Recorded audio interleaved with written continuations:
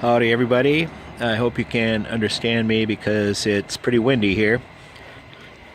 I put together this 30-inch square mild steel fire pit this week. What's kind of unique about it is it tapers down in the back to the front from 14 inches to 10 inches.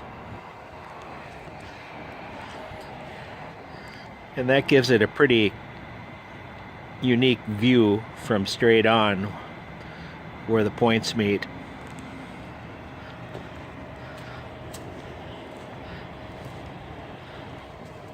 Kind of a side view and a back view of what I got here.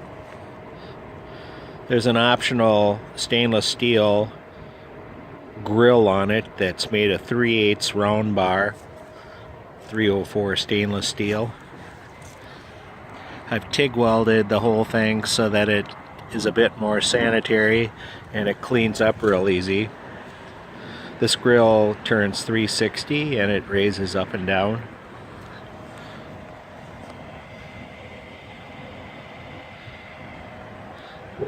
So if you're looking for a tapered style grill, you can get our address and phone number off the bottom of this video.